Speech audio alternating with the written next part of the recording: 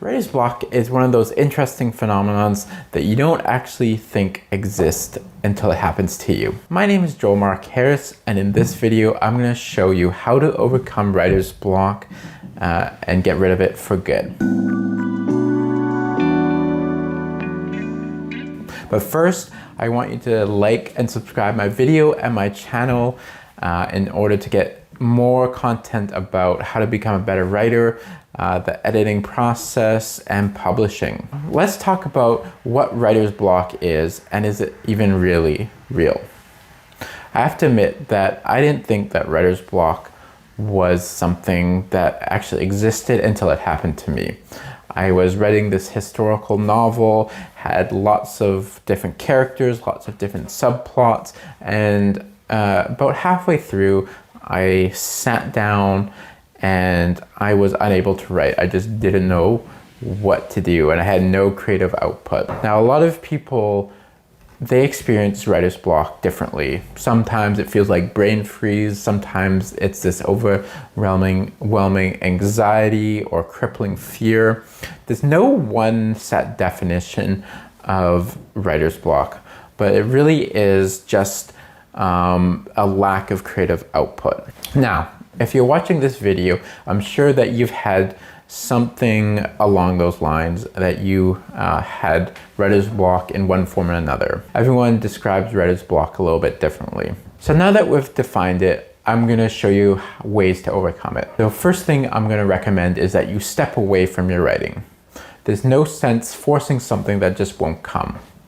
Often writer's block occurs because you put too much pressure on yourself to produce or to write, and taking a step back can actually help. Whatever it is, take a break, take a load off, and just don't think about writing for a while. The second thing I would recommend is giving yourself a digital break. Social media can be very draining and actually clutters your mind more than you probably realize, and in ways you probably don't even fully appreciate. So, step away from your phone, delete those apps even if you could, and put your phone away. And you will be probably pleasantly surprised at how much more clarity you have and how the thinking process becomes better. And this leads me to my next tip, which is take care of your physical and mental health.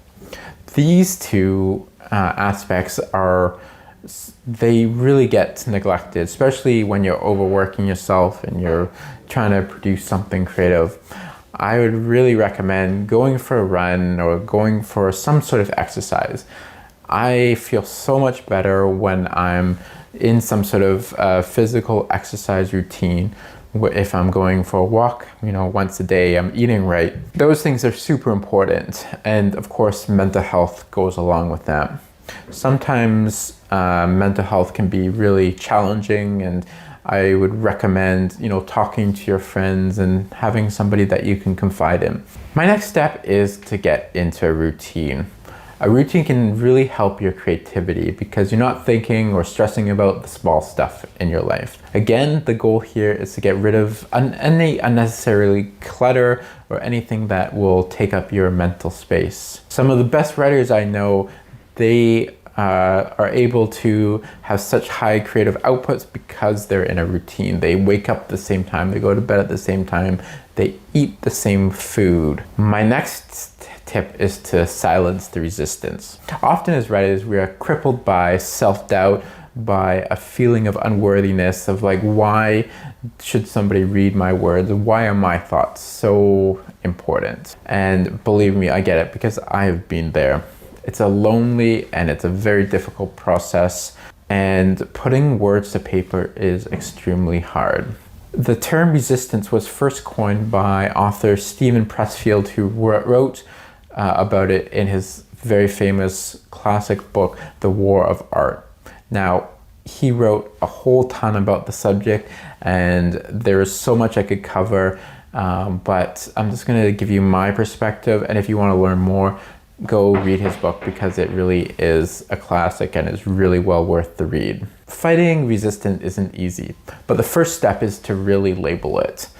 To label that self-doubt and really make sure that you understand that it is resistant, that it's not actually anything concrete. It's the part of the brain that doesn't want to put itself out there because it can get hurt, can get injured. And so the challenge and the trick really is to make sure that you understand that it's there, but that you're going to overcome it, and then you're gonna just press through anyways. If you're really, really stuck and you're unsure about where to go and none of these tips have been working for you, I'd recommend doing some free writing. Often we put so much pressure on ourselves to become the next Hemingway, the next James Joyce, that we don't allow ourselves to be creative. And so one way to overcome that is to really just sit down, write whatever you want to write, and don't feel like you need to write the next classical novel, the next bestseller.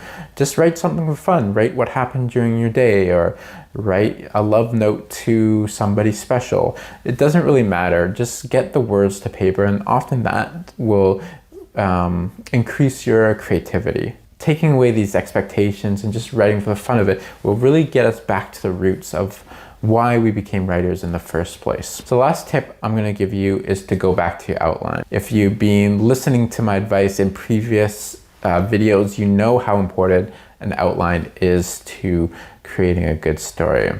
Your writer's block just might be your brain telling you that there's something wrong with the story structure and you're not really sure what it is. There's something inside of you that knows that the story is not quite working, and so you come to a complete halt. Go back and reread your outline, and you will connect with the characters in a different way. You'll connect with the story in a different way, and hopefully that will produce some sort of creative output and give you some ideas about where to take things. And who knows, maybe creative sparks will fly. And if you haven't done an outline, it's not too late. Go back, outline the beginning of what you've written, and then continue. And this can actually help with moving the story along. So that's it. Those are my tips for overcoming writer's block. Please like and subscribe my channel, trying to grow the audience, and please put in the comments what other videos you'd like to see about writing. And so that's me. Until next time, have a good day.